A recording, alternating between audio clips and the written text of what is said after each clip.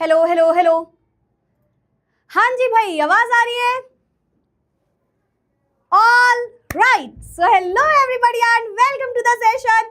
Welcome to lecture number 3 of our chapter solutions. Please let me know in the chat box, am I clearly audible and visible to all my students? एक बार बता दो। और मेरे ख्याल से बहुत सारे बच्चों की क्वेरीज आ रही थी कि कल वाला सेशन शायद उन्हें पूरा शो नहीं कर रहा है, जो रिकॉर्डेड सेशन है वो पूरा दिख नहीं रहा है, कुछ सेकेंड्स या कुछ मिनट्स का दिख रहा है। तो डोंट वरी, थोड़ा सा ऐप इश्यूज चल रहे हैं, मैंने आपको कल भी ये बात बोली थी, ऐप अपडेट हो रहा है तो थोड़े से अप्स एंड डाउन्स आ सकते हैं, वो मैं करेक्ट करवा दूंगी, मैं सही करवा दूंगी, ठीक है। तो अभी इस क्लास के बाद 1-2 घंटे के अंदर अंदर आपको वो लेक्चर सही से शो होने लगेगा, ठीक है। तो टेंशन मत लेना, वो लेक्चर आपका अपडेट हो जाएगा। अब स्टार्ट करते हैं आज का सेशन। पहले फटाफट से एक क्वेश्चन का आंसर जो आपको हमेशा देना है हर क्लास में, क्या आप रिवीजन करके आए हो? चैट्स प्राइवेट हो गई? हाँ जी भाई, रिवीजन करके आए हमारे बच्चे।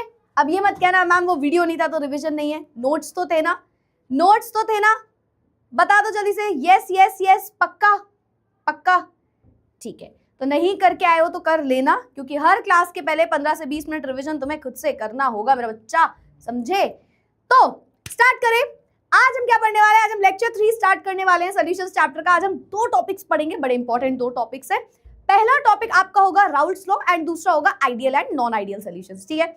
Ideal and non ideal solution, ये 2 टॉपिक्स आज हम पढ़ेंगे, Raoult's law, ideal and non ideal solution, ठीक है। सब क्लियर है? स्टार्ट कर देना। लैग लैग क्यों लिख रहे हो? लैग तो नहीं आ रहा है? कोई लैग नहीं है, पिट जाओगे तुम लोग, ठीक है। चलो, perfect perfect perfect. So let's get started with solutions. Chats आपकी प्राइवेट करा दे रही हूं मैं, और स्टार्ट करते हैं सॉल्यूशंस चैप्टर को। चलो, अच्छा, तो कल हमने हेनरीज लॉ पढ़ा था, सबको मेरे ख्याल से याद होगा। एक क्वेश्चन का फटाफट से मैम को आंसर दो। अगर मैं बात करती हूँ हेनरीज लॉ की, तो आपको ये बताना है कि हेनरीज लॉ में, अशोक भैया कल ना लेक्चर इशू है, और जो जब आपने चैट्स प्राइवेट की थी ना शाम वाले में, तो वो बच्चों के में ही चैट हो गई थी, वो मतलब वो कर ही नहीं पा रहे थे चैट्स, ऐसा कुछ हो गया था। तो देख के प्राइवेट करना उसको, मतलब उनके में नहीं प्राइवेट तो करना है मुझे। मैम इसका न्यू फंक्शन है तो उसमें पता नहीं चल रहा क्या इशू है। तो उसने किया था कल जतिन ने, तब सही था, सुबह वाले में। शाम को जब आपने किया था तो वो गलत था, उसमें बच्चों के में से चैट का ऑप्शन चला गया था, ठीक है। आप 1 मिनट म्यूट करना, आप 1 मिनट म्यूट करना।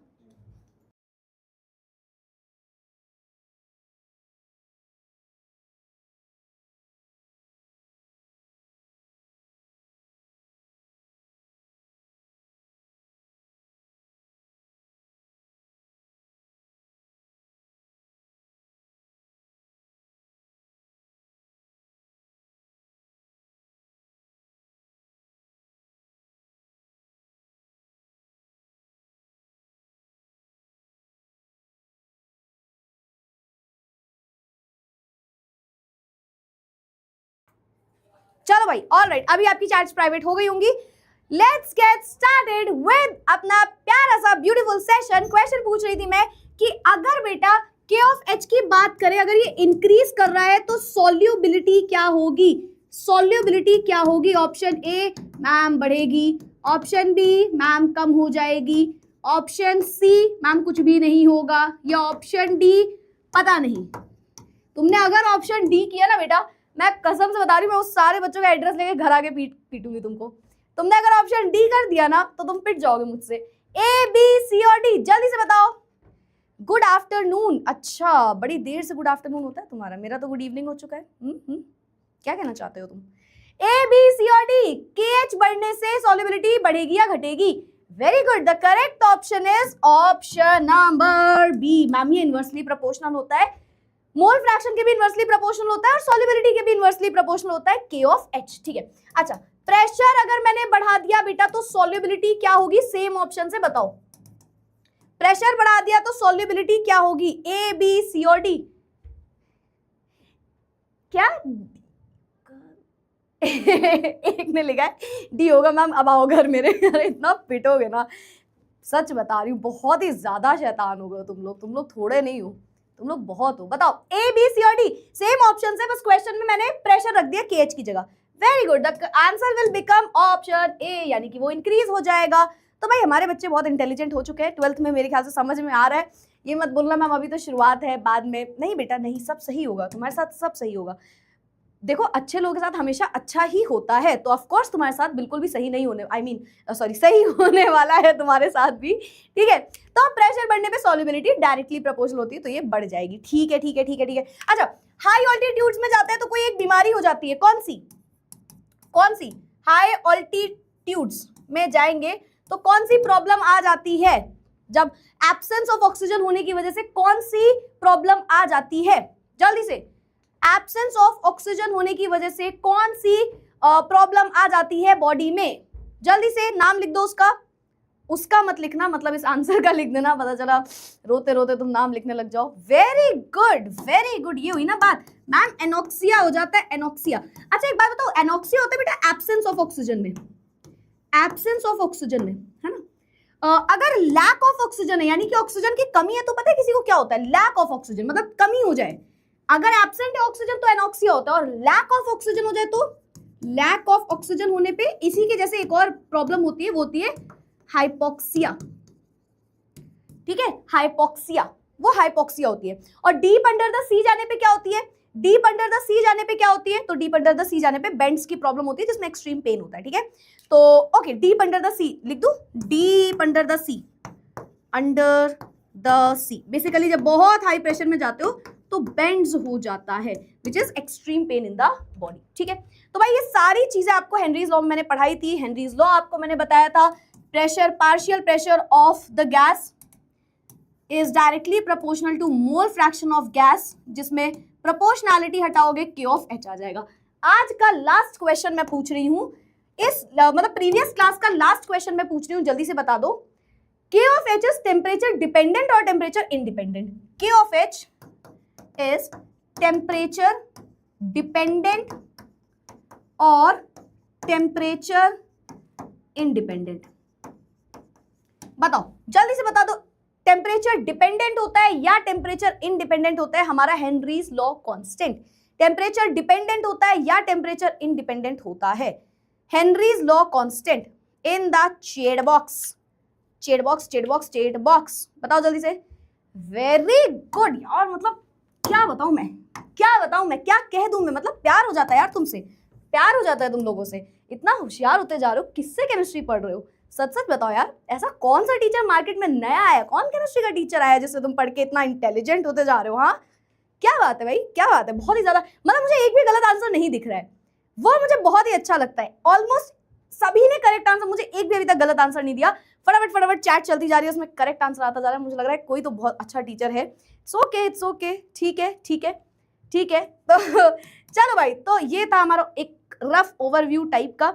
आई होप से सबको समझ में आया होगा। हेनरीज लगाइए, सॉरी हेडिंग लगाइएगा राउल्ट्स लॉ, हेडिंग लगाइए राउल्ट्स लॉ। भूखी मैम से पढ़ रहे हो बेटा, अब तो नाम बदल दो मेरा। यार देखो क्लास 12th में आ गए ना, अपन नया नाम रखेंगे, तो मेरा नया नाम भी रख सकते हो, पुराने नाम को भूल जाओ, ठीक है। चलो चलो कह रहा है पीके भैया और तापुर मैम, ठीक है बेटा, मतलब मेरा भी क्रेडिट है। चलो स्टार्ट। कितने गंदे हो यार, कह रहा सेल्फ स्टडी कर रहे हैं, निकल जाओ मेरी क्लास से, तुम लोग निकल जाओ सीधा मेरी क्लास से।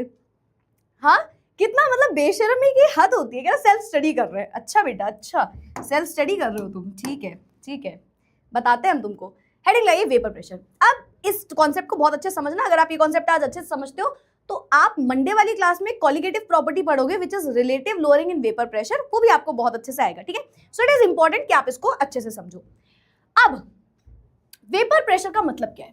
वेपर प्रेशर, वेपर प्रेशर, ठीक है। वेपर प्रेशर की बेटा अगर मैं बात करूं तो पहले नाम से तुम सोचो क्या बात हो रही है। वेपर से लगने वाला प्रेशर, वेपर से लगने वाला प्रेशर। यार एक बच्चे ने लिखा है पानू की गर्लफ्रेंड से पढ़ते हैं। यार तुम लोग, सच बता रही हूँ मैं, तुम लोग अब ना, तुम लोग वो होता है ना, अब पानी सर से ऊपर जा रहे हैं, अब तुम लोग ओवर कर रहे हो चीजें, अब तुम लोग ना बहुत ज्यादा ही तुम लोग का मुंह चलने लगा है, तुम लोग को डर नहीं रह गया तुम्हारे अंदर ना, अब डर नहीं रह गया बिल्कुल भी। तुम्हारे अंदर डर बनाना पड़ेगा मुझे, मैं बनाऊंगी डर तुम्हारे अंदर, तुम रुको बेटा, तुम्हारे अंदर मैं डर ना बना दूं ना, डर पैदा करूंगी मैं धीरे धीरे, अभी नहीं, अभी रुको तुम। चलो हेडिंग लाइए वेपर प्रेशर। देखो नाम से बहुत छोटी सी बात है, नाम से हमें क्लियर है कि वेपर्स पे लगने वाला जो प्रेशर है वही हमारा वेपर प्रेशर है। तो अगर मैं एक एग्जांपल समझाऊं, मैंने बोला यार ये ना एक कंटेनर है, ठीक है, ये एक कंटेनर है, इसी को हम डुप्लीकेट कर लेते हैं फटाफट से। इसी को हमने कर लिया डुप्लीकेट, ठीक है। फिर उसके बाद इससे मिलके कुछ बनेगा, इससे मिलके कुछ बनेगा, ठीक है, ठीक है। अब पहली चीज, वेपर प्रेशर की आप जब भी बात करोगे आप उसकी बात करोगे in a closed container, in a closed container always. बेटा खुद से सोचो ना, आप वेपर से कोई प्रेशर बनाने की बात कर रहे हो, वेपर से कोई प्रेशर बनाने की बात कर रहे हो, तो अगर आप वेपर से प्रेशर बनाओगे तो प्रेशर बनाने के लिए वो क्लोज्ड कंटेनर होना होगा ना। एक बात बताओ, पॉपकॉर्न बनाए कभी? कुकर में पॉपकॉर्न बनाए? तो जब पॉपकॉर्न बनते हैं ना तो सीटी हटा देते हैं कुकर की, है ना, ऐसा करते हैं ना, पॉपकॉर्न बना रहे तो कुकर की सीटी हटा दी, तो वो क्या की, ताकि बहुत ही एक्सट्रीम प्रेशर ना बन जाए। लेकिन वहीं जब राजमा गरम कर रहे हैं, अरे यार क्या बात कर रही, राजमा माय फेवरेट गाइस, मेरी फेवरेट है। तुम लोग की फेवरेट सब्जी क्या है? इसी बात पे बता दो तुम, इसी बात पे बता दो तुम, तुम्हारी फेवरेट सब्जी क्या है? मेरी तो फेवरेट सब्जी is rajma, like I love rajma. मुझे याद आया, मैं घर जाते ही, मैं मंडे को अपने घर पहुंच जाऊंगी, मंडे को जाते ही बेटा, मंडे को तो पहुंचूंगी, ट्यूसडे को राजमा बनवाऊंगी अपनी मम्मी से, ठीक है। तो वेपर से लगने वाला प्रेशर वहीं पे लगता है ना, कुकर क्या है, उसमें भी तो वेपर्स का प्रेशर बन रहा है ना। खैर वो तो हम सब्जी की बात करें, बट हो तो वही रहा है, वो तो वही रहा है ना। तो वहां पे हो क्या रहा है कि जैसे राजमा है, दाल है, तो इन सबको भी हम क्या कर रहे हैं, वेपर्स से प्रेशर जनरेट कर रहे हैं। थोड़ा उसी तरीके का कॉन्सेप्ट है ये, ठीक है। आज मोमेंट हो गया बहुत सारे लोगों से, क्या बात है, भिंडी सूखी सब्जी में इज भिंडी फेवरेट एंड रसीली में is rajma favourite. So gravy में राजमा एंड सूखी में भिंडी, ये मेरा है, मतलब दिस इज माय फेवरेट। चलो पनीर वनीर तो यार ठीक है, अब क्या ही बता दें, पनीर वनीर तो ठीक ही है। चलो अब मेरी बात को ध्यान सुनना, हम कुछ चीजें मानेंगे। हमने इसको बोल दिया सॉल्यूट, हमने इसको बोल दिया सॉल्वेंट, और इधर हमने बोल दिया सोल्यूशन। तो हमारे पास हो गया सॉल्यूट, सॉल्वेंट, सोल्यूशन। सबको कुछ ना कुछ मान लो। मैं अब जो मैं लिख रही हूं उसको आप कॉपी में लिखो, क्योंकि हम थ्रू आउट द सेशन यही बोलेंगे हर बार। मैं सॉल्वेंट को ए बोलने वाली हूं, ठीक है। आप ए लिख लो, कई जगह 1 लिखा रहता है, कई जगह 2 लिखा रहता है, कई जगह बी लिखा रहता है, लेकिन हम जो मान रहे हैं उसको दिमाग में बैठा के रखना। सॉल्यूट को हम मानेंगे बी, ठीक है, और सोल्यूशन, ठीक है, सोल्यूशन को ऐसा है, कोई दिक्कत नहीं है, सोल्यूशन को सोल्यूशन लिखा रहने दो। अब ए में बेटा ए के कुछ पार्टिकल्स होंगे, ए में ए के कुछ पार्टिकल्स होंगे, ठीक है। बी वाले में बी के कुछ पार्टिकल्स होंगे, बी में बी के कुछ पार्टिकल्स होंगे, ठीक है। और सोल्यूशन में दोनों चीजें हैं। सोल्यूशन होता क्या है, सॉल्यूट प्लस सॉल्वेंट, तो उसमें दोनों चीजों के पार्टिकल्स हैं, इसमें दोनों चीजों के पार्टिकल्स हैं, है ना। यस मैम, आज आपको ये टॉपिक बहुत डिटेल में करा रही हूं, ताकि परसों जब मैं इससे रिलेटेड कुछ और दूसरा टॉपिक जो है उस पे आऊंगी तो मैं ये सब कुछ आपसे पूछूंगी वहां पे, ठीक है। तो यहाँ पे बी के कुछ पार्टिकल्स हैं, ए और बी दोनों के पार्टिकल्स हैं, ठीक है। तो यहाँ पे सिर्फ सॉल्यूट के पार्टिकल्स हैं, यहाँ पे सिर्फ सॉल्वेंट के पार्टिकल्स हैं, यहाँ पे सॉल्यूट प्लस सॉल्वेंट दोनों हैं, यहाँ पे ए के पार्टिकल्स भी हैं, बी के पार्टिकल्स भी हैं, सॉल्यूट प्लस सॉल्वेंट दोनों है, ठीक है। अगर मैंने बोला कि ये हम सारी बातें क्लोज्ड कंटेनर में कर रहे हैं, पहले तो हम ये सारी बातें क्लोज्ड कंटेनर में करने वाले हैं, ठीक है, ठीक है मैम। तो इससे बनेगा बी के पार्टिकल्स का वेपर्स बनेंगे। अभी मैं बताऊंगी, एक वॉलेटाइल एक नॉन वॉलेटाइल कंडीशन भी आप लोगे, ठीक है। बी के पार्टिकल्स के वेपर बनेंगे, ए के पार्टिकल्स के वेपर बनेंगे, ठीक है। तो ए के वेपर्स बन गए, बी के वेपर्स बन गए, ठीक है। यस मैम, यस मैम, ये हो गया, ये हो गया, ठीक है। यहां तक तो मैंने सिर्फ ड्राइंग कर दी ताकि तुम्हें बस पता हो कि हम ये पढ़ रहे हैं, ठीक है। तो हमने ये बोला बेटा कि बी के पार्टिकल्स जो है वो वेपर्स बना रहे हैं, वेपर प्रेशर लग रहा है, सॉल्वेंट वेपर प्रेशर बना रहा है, यहाँ पे भी वेपर प्रेशर बन रहा है। वेपर प्रेशर बनता कब है, ये कंडीशन समझो। वेपर से बनने वाला प्रेशर, सोचो, इमेजिन करो, हम बोल रहे हैं वेपर्स से बनने वाला प्रेशर। मैम वापस से, वेपर्स से बनने वाला प्रेशर, यही है ना, वेपर्स से बनने वाला प्रेशर। Yes ma'am. तो वेपर प्रेशर का मतलब होता है बेटा कि यहाँ पे ऐसी कंडीशन है जिसमें इवेपोरेशन भी हो रहा है प्लस कंडेंसेशन भी हो रहा है ना। इक्विलिब्रियम टाइप की कंडीशन है, इक्विलिब्रियम टाइप की कंडीशन है। आप दिमाग से सोचो, यही तो मतलब हुआ ना, कुछ ऊपर जा रहा है इवेपोरेशन जैसा, कुछ नीचे आ रहा है कंडेंसेशन जैसा, दोनों प्रोसेसेस साइमल्टेनियसली हो रहे हैं, इसलिए हम इसको वेपर प्रेशर बोल रहे हैं। It is at equilibrium kind of, it is kind of at equilibrium, ठीक है, काइंड ऑफ इक्विलिब्रियम, ठीक है मैम। तो सॉल्यूट प्लस सॉल्वेंट से बन रहा है सॉल्यूशन। यहां तक तो किसी को कोई कंफ्यूजन नहीं होगी, मैंने कोई बड़ी बात बताई ही नहीं, ठीक है।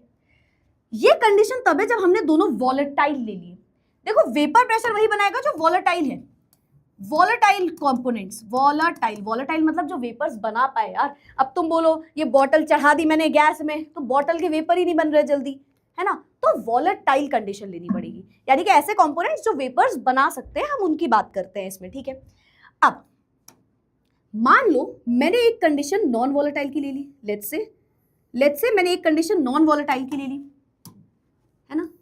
देखो दो कंडीशन पढ़ते हो, पहली कंडीशन होती है कि दोनों वॉलेटाइल है, एक होती है कि एक वॉलेटाइल है एक नॉन वॉलेटाइल है। हमारे सिलेबस में जो सबसे ज्यादा क्वेश्चन पूछा जाता है बोर्ड्स में वो वॉलेटाइल और नॉन वॉलेटाइल से पूछा जाता है, ठीक है। तो हमने बोला ये वेपर्स नहीं बना रहा, मतलब हमने कंडीशन दी कि सॉल्यूट जो है वो नॉन वॉलेटाइल है, नॉन वॉलेटाइल है, और जो सॉल्वेंट है वो वॉलेटाइल है, ठीक है। ये दो कंडीशन हमने दी, ये नॉन वॉलेटाइल है, ये वॉलेटाइल है, ठीक है। अब हम इस पे आएंगे, ठीक है, अभी हम इस पे आएंगे। फिलहाल अगर मैं बात करती बेटा सॉल्यूट के वेपर प्रेशर की, सॉल्यूट मतलब मैम आपने सॉल्यूट को बोला था बी, सॉल्यूट के वेपर प्रेशर की, तो आप सोचो, अभी आप सोचोगे ना कंफ्यूज हो रहे हो क्या क्या बताए जा रहे हो मैम, बताए ही जा रहे हो, टेंशन मतलब सब तुम्हें समझ में आएगा, बस सुनो पहले बात को, पहले ये कहानी समझो, ये कहानी एक बार तुम्हारे दिमाग में घुसी ना फिर तुम्हें सब समझ में आ जाएगा अपने आप, ठीक है, और ये कहानी आ जाएगी तुम्हें समझ में, बस सुनो स्टार्टिंग से।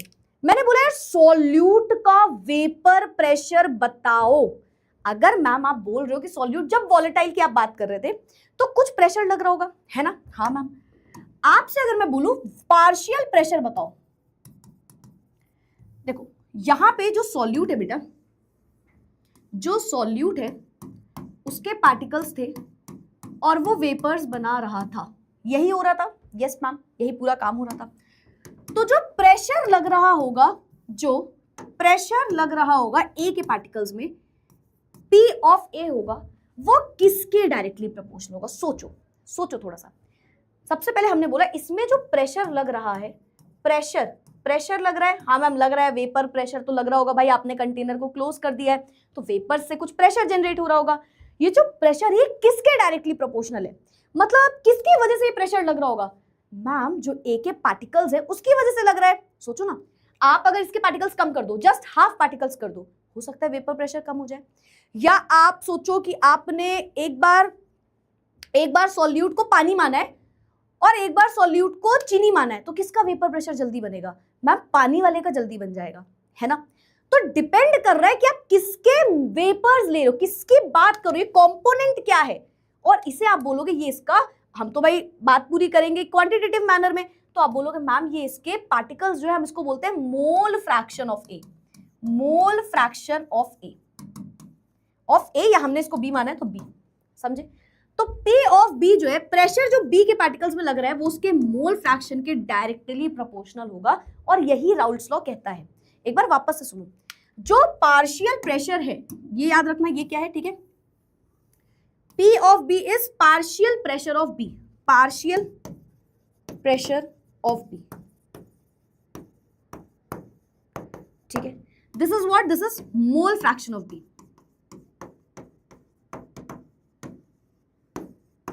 ऑफ कंपोनेंट बी, ठीक है। मोल फ्रैक्शन है ये उसके, क्या है, मोल फ्रैक्शन है ये इसके। अच्छा एक क्वेश्चन आता है मैम, आपको क्या लगता है, हम सब कुछ नहीं पूछेंगे, हम सब कुछ पूछेंगे आपसे, आप हमें बताओ आपने प्रेशर की जगह पार्शियल प्रेशर क्यों लिखा, भाई आप प्रेशर भी तो लिख सकते थे, पार्शियल लिखने की क्या जरूरत थी। सबसे पहले आप ये जो पूरी कहानी पढ़ते हो ना, इसमें आप partial pressure P of A से डिनोट कर रहे हो या P ऑफ B से जो डिनोट कर रहे हो वो पार्शियल इसलिए बेटा, पार्शियल इसलिए बेटा क्योंकि अगर आप इसको ध्यान से देखो तो इसमें ए के पार्टिकल्स की वजह से कुछ प्रेशर बन रहा है ना, और वो प्रेशर अबव द लिक्विड, आप एक वर्ड भी यूज करते हो, आप एक सेंटेंस यूज करते हो अबव द लिक्विड या above the surface, above the surface. देखो वेपर से जो प्रेशर लगता है ना वो हमेशा सरफेस वाले कंपोनेंट से लगता है।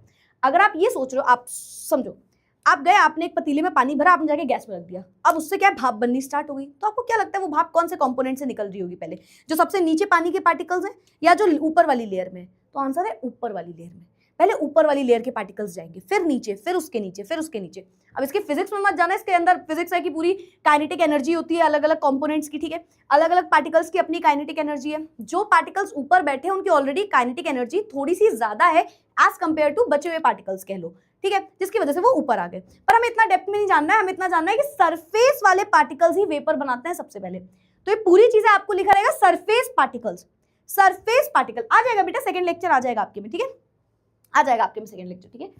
तो जो प्रेशर है ए की वजह से आप बोलते हो P of A is equals to zeta A, mole fraction of A की वजह से वो लग रहा है, ठीक है। और अगर आप इसका प्रोपोर्शनैलिटी साइन हटाओगे तो यहां पे आएगा ऑफ कोर्स एक कांस्टेंट, और वो कांस्टेंट क्या होगा, वो कांस्टेंट होगा P not of A। Formula आएगा P of A is equals to P not of A mole fraction of A। अब इसका क्या मतलब है मैम, P ऑफ A आप समझ गए, partial vapour pressure of A, mole fraction of B, mole fraction of B समझ गए, मोल फ्रैक्शन ऑफ A या B जो भी है, B लिखा है हमने तो B लिख लो यार हर जगह। देखो A और B में कंफ्यूज नहीं होना, सॉल्यूट को हमें B बोलना है, ठीक है, B, ठीक है। ये क्या है, ये है हमारा मोल fraction of B, mole fraction of B या मोल फ्रैक्शन ऑफ सॉल्यूट लिख लो, है ना। ये है बेटा vapour pressure of pure solute B। अब तुम फिर कंफ्यूज हो गए कि ये क्या बता दिया आपने, तो मैं इस पे आऊंगी, टेंशन मत लो, फिलहाल आप वापस आओ, इस पे वापस आओ। पहले हमें क्या याद रखना है कि यहां पे सिर्फ और सिर्फ B के पार्टिकल्स की वजह से प्रेशर लग रहा है, यहां पे सिर्फ और सिर्फ A के पार्टिकल्स की वजह से प्रेशर लग रहा है ना। तो इसको आप बोलते हो, अगर केवल और केवल, कुछ पॉइंट्स याद रखना, अगर केवल और केवल P ऑफ A या P ऑफ B लिखा है, इसका मतलब होता है partial vapour pressure of A and B। Partial vapour pressure ma'am कहां पे यूज हो रहा है, यहां पे बेटा। इस पे अगर आप ध्यान से देखो तो इसमें P ऑफ S है जो कि P of A plus P of B से मिलके बना है, और ये है P नॉट ऑफ A, ये है P नॉट ऑफ B। कुछ नहीं समझना तुम्हारे दिमाग से उड़ाना चीजें, दिमाग से गई ना कि ये मैम क्या बता रहे हो, रुको 2-3 बार एक्सप्लेन करूंगी, टेंशन मत लेना। सबसे पहले P ऑफ A और P ऑफ B का मतलब है बेटा ऐसा वेपर प्रेशर जो A या B का है, पर वो पार्शियल वेपर प्रेशर। अब आप खुद से देखो इस कंडीशन में, अगर आप इस कंडीशन में खुद से देखोगे, सॉल्यूशन के अंदर A के भी पार्टिकल्स है और B के भी पार्टिकल्स है, दोनों के पार्टिकल्स है ना, यस मैम, मैंने कहा दोनों के पार्टिकल्स है ना, तुमने कहा यस मैम। तो बेटा कुछ वेपर प्रेशर A के पार्टिकल्स की वजह से बन रहा होगा और कुछ वेपर प्रेशर B के पार्टिकल्स की वजह से बन रहा होगा। मैम वापस से एक बार और बताओ, कुछ नहीं समझ में आया तो देखो, हमने एक बॉटल ली, हमने एक इन सबको आप हीट कर रहे हो, तभी तो वेपर प्रेशर बन रहा है, ऑफ कोर्स, है ना, हीट कर रहे हो, ठीक है, सभी को हीट कर देना, ठीक है, हम सभी को हीट कर रहे हैं तभी वेपर प्रेशर बन रहा है, ठीक है। तो मैंने क्या बोला, मैंने बोला फर्स्ट कंडीशन को अगर आप देखो तो ये A के पार्टिकल्स, या B बोला है तो B बोल लो, है ना। मैंने बोला ये ना सॉल्यूट है, ये सॉल्यूट है, तो तुमने इसके वेपर्स के पार्टिकल्स, वेपर प्रेशर बनाना स्टार्ट किया, तो तुमने हीट दी इसको, तो इससे क्या हुआ, क्लोज कंटेनर ले लिया, तो इससे कुछ वेपर्स बन रहे हैं जिसमें इवेपोरेशन हो रहा है, पर क्योंकि आपने ढक दिया तो वो आपस से कंडेंसेशन भी करने लग रहा है। यही सेम चीज बेटा सॉल्वेंट के साथ हो रही है, ठीक है। अब जब हम प्योर सॉल्यूट की बात कर रहे हैं, जिसमें सिर्फ सॉल्यूट के पार्टिकल्स हैं, उसको हम बोलते हैं P नॉट ऑफ सॉल्यूट या P not of B। Not का मतलब होता है, नॉट का मतलब याद रखो ऐसे, नॉट मतलब उसके अलावा कुछ नहीं, उसके अलावा कुछ नहीं इज नॉट, ठीक है, उसके अलावा कुछ नहीं इज नॉट। अगर मैंने बोला P नॉट ऑफ B मतलब उसमें B के अलावा किसी के पार्टिकल नहीं है,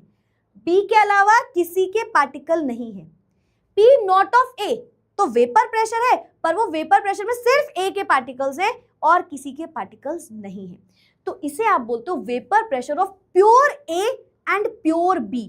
प्योर मतलब उसके अलावा और कुछ नहीं, यही चीज देखो यहाँ पे लिखी है, यहाँ पे लिखने जा रही थी मैं, मतलब कि अगर मैं बोलूं P not of A P not of B, तो जब भी नॉट वर्ड दिखेगा हमारे बच्चों को याद रखना है कि ये भी वेपर प्रेशर है of pure A and B। Pure A और B का वेपर प्रेशर है, ये प्योर A और B का वेपर प्रेशर है। तो नॉट मतलब उसके अलावा कुछ नहीं, नॉट मतलब उसके अलावा कुछ नहीं, ठीक है, नॉट मतलब उसके अलावा कुछ नहीं। तो P नॉट ऑफ A मतलब vapour pressure of pure A, सिर्फ A की बात हो रही है, उसके अलावा किसी के पार्टिकल नहीं है। P नॉट ऑफ B मतलब vapour pressure of pure B, सिर्फ B की बात हो रही है, उसके अलावा कोई पार्टिकल नहीं है मैम। तो ये होते हैं वेपर प्रेशर प्योर A और प्योर B के। अब जब हम पार्शियल वेपर प्रेशर बोल रहे हैं ना बेटा, तो पार्शियल कब बोला? जब बेटा सोल्यूशन की हमने कंडीशन दी। सोल्यूशन में तो ए भी और बी भी है, तो सिर्फ ए के पार्टिकल्स थोड़ी हैं जो पी नॉट ऑफ ए लिखोगे, या सिर्फ बी के पार्टिकल्स थोड़ी हैं जो सिर्फ पी नॉट ऑफ बी लिख दोगे। तो उस कंडीशन में आप पार्शियल वेपर प्रेशर को जोड़ते हो, पार्शियल वेपर प्रेशर को जोड़ते हो, तो वो होता है P of A and P of B. तो अगर मैं बोलूं सोल्यूशन में प्रेशर ऑफ बी जो है वो किसकी वजह से है, तो तुम बोलोगे मैम बी के पार्टिकल्स की वजह से। तभी फॉर्मूला आया कि P of B is equals to mole fraction of B। एक सोल्यूशन में जो पार्शियल वेपर प्रेशर है वो उसी सॉल्यूट या सॉल्वेंट जिसकी भी बात कर रहे हो उसके मोल फ्रैक्शन की वजह से है, उसके मोल फ्रैक्शन की वजह से है। किसे किसे ये चीज, इतनी सी बात समझ में आ गई? पहले जल्दी से बताओ। नहीं आई तो कोई दिक्कत नहीं, हम फिर से समझने जा रहे हैं इसको, वैसे भी है ना। नहीं आई तो हम इसको फिर से समझने जा रहे हैं। हम इसको फिर से कैसे समझेंगे? दूसरे एग्जांपल से। अब हम बात करेंगे सॉल्वेंट की। सॉल्वेंट क्या है? ए है हमारे लिए, है ना। सॉल्वेंट के वेपर प्रेशर की अब हम बात करने जा रहे हैं। तो यहाँ पे क्या होगा? सोचो सोचो सोचो सोचो। ये हमारा सॉल्वेंट है, लेट्स से, ठीक है। इसमें सॉल्वेंट के पार्टिकल्स हैं, सॉल्वेंट में सॉल्वेंट के पार्टिकल्स है, उनसे लग रहा है वेपर प्रेशर। सोल्यूशन की बात करोगे तो सोल्यूशन में ए और बी दोनों है। तो मैंने बोला पार्शियल वेपर प्रेशर की बात करो सीधा। मैंने बोला पार्शियल वेपर प्रेशर बताओ बी का, तो ए का, sorry, partial vapour pressure of A ma'am depend करेगा ए के मोल फ्रैक्शन की। ए के जितने भी मोल फ्रैक्शन है मैम उस पे। वापस से मैम, ये है क्या? This is partial vapour pressure of A, this is mole fraction of A, ठीक है। अगर मैम आप प्रोपोर्शनैलिटी का साइन हटाओगे, you'll put a constant, constant, है ना। क्या कांस्टेंट लगेगा? P of B is equals to P not of B mole fraction of B, ठीक है। P of B is equals to P not of B mole fraction of B। A है तो A लिख दो, B है तो B लिख दो, है ना। A है तो A लिख दो, B है तो B लिख दो, ठीक है। बेसिकली सॉल्यूट सॉल्वेंट याद रखना। चलो अब बात करते हैं, ये क्या है मैम? अभी आपने बताया पार्शियल वेपर प्रेशर है ए का ऑफ कंपोनेंट ए। ये क्या है मैम? मोल फ्रैक्शन है ऑफ ए। ये क्या है मैम? ये वेपर प्रेशर है ऑफ प्योर ए। तो ये दोनों ही, और यही राउल्ट्स लॉ है, यही ही राउल्ट्स लॉ है। राउल्ट्स लॉ और कुछ नहीं है, दीज आर राउल्ट्स लॉ। आपने राउल्ट्स लॉ पढ़ लिया, जो मैं आपको भी खैर एक्सप्लेन करूंगी, डेफिनेशन बताऊंगी, उसके फॉर्मूला वापस से बताऊंगी। डेफिनेशन फॉर्मूला सुनने के बाद तुम्हें रट जाएगा राउल्ट्स लॉ, है ना। तो पहले ये बताओ मुझे, क्या इतनी बात क्लियर हुई? इतनी बात किसी किसी क्लियर हुई? क्या हुआ? क्या मतलब ये लग रहा है कि अरे मैम 2 दिन हमने ये सोच लिया केमिस्ट्री आसान है, तीसरे दिन आपने बता डाला हमें, है ना। बताओ क्लियर हुई? बताओ क्लियर? क्या तुम लोग क्रिकेट की क्या बातें कर रहे हो क्लास में? भाई पढ़ लो बेटा, पढ़ लो बेटा, बोलो क्लियर। ऐसा जो दिख रहा है, clear clear clear clear. What is difference between partial and pure? Partial मतलब जब ए के अलावा दूसरे भी पार्टिकल्स, किसी एक के अलावा दूसरे के भी पार्टिकल्स है तो वो पार्शियल वेपर प्रेशर होता है। और प्योर मतलब सिर्फ उसी एक चीज के पार्टिकल्स है, ठीक है। पक्के से क्लियर हुआ? अच्छे से समझ में आया? मैं डिटेल में थोड़ा जा रही हूँ ताकि तुम्हें स्टार्टिंग से ऐसा ना लगे कि यार ये क्या हो गया वो क्या हो गया, सब समझ में आएगा। बोलो आया? बाकी अभी तुम्हें रीड भी करवाएंगे, फिर फॉर्मूला बताएंगे, फिर राउल्ट्स लॉ समझे, सब बता देंगे। पहले ही बताओ इतना समझ में आ गया अच्छे से, पक्के से? Clear clear clear clear. यार देखो अभी से एक प्रॉमिस कर लेते हैं अपन, है ना, फिर बाद में कहीं ऐसा ना हो जाए, देर हो जाए। अभी से प्रॉमिस कर लेते हैं, आऊंगी ना मैं तुम्हारे घर इंटरव्यू लेने, लाओगे ना ऐसे मार्क्स? बताओ ले आओगे ना? ले आओगे ना? बताओ। घर में आ जाऊंगी इंटरव्यू लेने या ऐसे ऑनलाइन इंटरव्यू? तो मतलब अपना टापुरी प्रॉमिस रखे क्या अपन? टापुरी प्रॉमिस याद है तुम लोग को? टापुरी प्रॉमिस कर दो अभी तुम लोग ये बात का। फर्स्ट चैप्टर चल रहा है, तुम मेरे दिल के बच्चे हो, एकदम दिल वाले बच्चे हो तुम मेरे, एकदम, है ना। तो एक बार बता दो, कोई चीज नहीं है 10 बार पूछो, सच में पूछो। मैं वैसे मौका नहीं दूंगी तुम्हें पूछने का, मैं जितना हो पाएगा खुद ही 10 बार रिपीट कर दूंगी, आपको कभी जरूरत नहीं पड़ती, आपको पता है ये बात। टापुरी प्रॉमिस कर दो यार मुझे एक बार, थोड़ा सा ऐसे वो कंफर्मेशन वाला है ना, है ना, पक्का ना?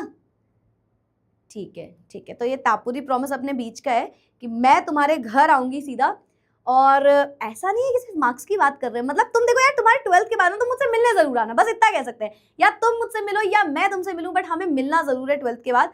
क्योंकि आपको पता है क्या होता है, 1 मिनट का टाइम लेके तुमको एक बात बताती हूँ। जब भी हम किसी इवेंट में जाते हैं, हम कहीं भी जाते हैं ना, तो जो हम टीचर्स हैं, मतलब लाइक हमारी जो टीम है, हम सबसे ज्यादा ढूंढ रहे होते हैं 11th 12th के बच्चों को। अब वहाँ पे बहुत सारे खैर 10th के बच्चे भी होते हैं, 11th 12th के बच्चों को एकदम हमारी आंखें होती है। तो हमें कोई आके बोलता है ना, हम 11th में, हम 12th में, बहुत सारे बच्चे मिले भी होंगे इस बार हमसे, तो हमें बहुत लगता है कि यार ये बच्चा 11th 12th वाला बच्चा है ना। क्योंकि बड़े स्टूडेंट्स अगर आपसे मिलने के लिए राजी है तो आपको बहुत दिल वाली फीलिंग आती है कि यार हमने कुछ लाइफ में कमाया है ना। वो वाली बात हो जाती है कि इतना समझदार बच्चा है, फिर भी ये सब है ना, फिर भी अपन मिल रहे हैं, वो आ रहा है, टाइम निकाल रहा है, वो बहुत अच्छा लगता है। तो मैं तो खैर, मैं तो आऊंगी तुम्हारी क्लास में, है ना, मैं तो तुम्हारे घर आऊंगी, मैंने तो ये बोला हुआ है, मैं तो आऊंगी 11th, इस बार के 11th बोल देती हूँ मैं तुम लोग को, इस बार के हमारे मतलबी 1.0, तुम मतलबी 1.0 हो मैम के, तो मतलबी 1.0 से तो भाई मुझे ऐसा है कि मेरी उम्मीदें बहुत है, मेरी उम्मीदें तुमसे बहुत है, मैं आऊंगी जरूर। अब वो अलग बात है, तुम कह दो मैम नहीं ला पाए तो फिर यार तुम एक अच्छे इंसान बन जाओगे, मुझे कोई दिक्कत नहीं है ना, तुम लाइफ में तो आगे जाओगे, तो मुझे पता है, ठीक है।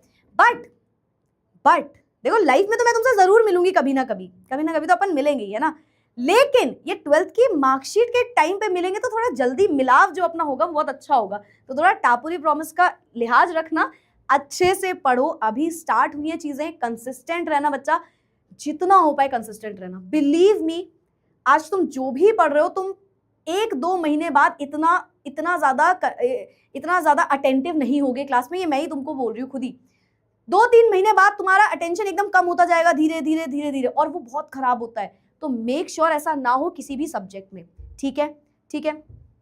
स्टेट बोर्ड वाले, किसी भी बोर्ड के हो यार, अपन मिलेंगे तो है ही ना, ठीक है। कितनी परसेंटेज लानी पड़ेगी उसके लिए? देखो, घर आने के लिए तो थोड़ा अच्छी लानी पड़ेगी, तुमको पता है ना। बाकी तुम कैसे भी परसेंट ले आओ, थोड़ा तो, जैसे मैंने केमिस्ट्री का मैंने तुम्हें एम दे दिया, तो मैं तो तुम्हें पर्सनली ही वीडियो कॉल कर लूंगी। तुम केमिस्ट्री में अगर मेरे 95 अबव 90 अबव ला रहे हो, तो केमिस्ट्री में तो अपन पक्का ही मिल लेंगे। अरे ये कर सकते, ये अपने बीच की बात रखते हैं अपन। तुम केमिस्ट्री में ले आओगे ना, वैसे तो देखो अगर तुम ओवरऑल लाए तो भाई मजे ही मजे हैं फिर तो तुम्हारे, है ना, फिर तो सभी आएंगे तुम्हारे यहाँ।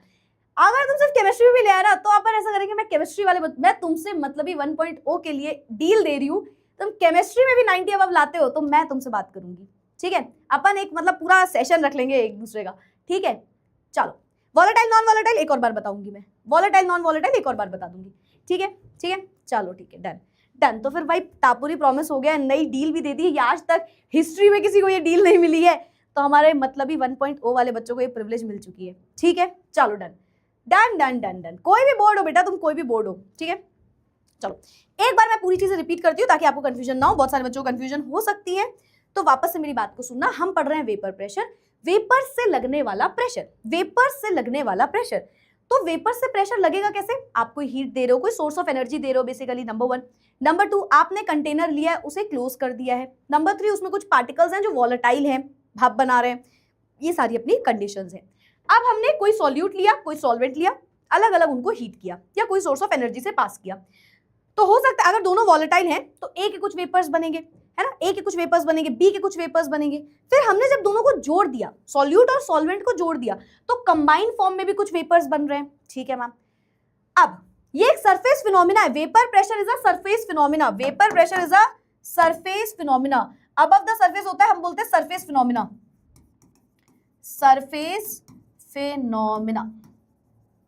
Vapour pressure is a surface phenomena, ठीक है। Yes ma'am. तो इसका वेपर प्रेशर बन रहा है, इसका वेपर प्रेशर बन रहा है, और सोल्यूशन का बन रहा है। सोल्यूशन में जो वेपर्स का प्रेशर बन रहा है वो ए की वजह से भी बन रहा है, बी की वजह से भी बन रहा है, ए की वजह से भी बन रहा है, बी की वजह से भी बन रहा है, तो दोनों की वजह से बन रहा है। तो हम बोलेंगे किसी भी एक का पूरी तरीके से योगदान नहीं है, किसी भी एक का पूरी तरीके से योगदान नहीं है, तो दोनों का पार्शियल वेपर प्रेशर है ना। मान लो मैंने तुमसे बोला कि ऐसा करो, ये ऐसा करो, कैसा करोगे तुम? मैंने बोला तुम ये बॉटल भर के ले आओ, ठीक है। अब 2 बच्चे का, एक लड़का एक लड़की, ठीक है। आधी बोतल लड़की ने भरी, आधी बोतल लड़के ने भरी, या कह लो लड़की ने पानी भर दिया और लड़के ने बोतल उठा ली, तो हम 50-50% दोनों का योगदान कहेंगे उसमें। तो हम बोलेंगे दोनों ने 50-50% वर्क किया है, ठीक है। तो इसे आप बोलते हो वेपर प्रेशर पार्शियल ए और बी का। तो ये सोल्यूशन के टाइम पे। अब अगर सिर्फ लड़की ये बॉटल लेके जाती, भर के ले आती, तो उसकी वजह से केवल ये पूरा काम होता। तो अगर सिर्फ एक की वजह से वेपर प्रेशर बन रहा है तो उसे नॉट वर्ड लिख देंगे, मतलब P नॉट ऑफ B, मतलब B के अलावा किसी के पार्टिकल्स की वजह से वेपर प्रेशर नहीं बन रहा, सिर्फ B के पार्टिकल की वजह से वेपर प्रेशर बन रहा है। A के अलावा किसी के पार्टिकल की वजह से वेपर प्रेशर नहीं बन रहा, सिर्फ A की वजह से वेपर प्रेशर बन रहा है। और जब दोनों से बन रहा है तो पार्शियल वेपर प्रेशर आएगा। इतनी सी बात माइंड में मेरे ख्याल से सबके दिमाग में चली गई होगी, ठीक है। अच्छा, ये जो जीटा लिखा था, जीटा ए और जीटा बी, ये भी याद रखना, this is mole fraction of A and B, जो मुझे नहीं लगता बताने की जरूरत है, फिर भी मैं लिख दे रही हूं, number of moles of A upon number of moles of A plus number of moles of B, number of moles of B upon number of moles of A plus number of moles of B, ठीक है। तो ये इन दोनों के formulas होते हैं। तो I hope से ये सबको समझ में आ गया, ठीक है, ठीक है। चलो हो गया तापुरी प्रॉमिस, वेरी गुड। तो यहां तक की बात भाई याद रखना, ठीक है। आगे बढ़ जाते हैं, ये भी समझ लिया हमारे बच्चों ने, ठीक है। अब आते हैं राउल्ट्स लॉ पे, जो आपको मैंने पढ़ा दिया, इसी सब में राउल्ट्स लॉ पढ़ा दिया आपको मैंने। फॉर एनी सोल्यूशन, जो भी पार्शियल वेपर प्रेशर होगा हर एक वॉलेटाइल कंपोनेंट का, जब हम दोनों वॉलेटाइल कंडीशन ले रहे हैं ना, ध्यान से देखो, हमने दोनों वॉलेटाइल लिया था,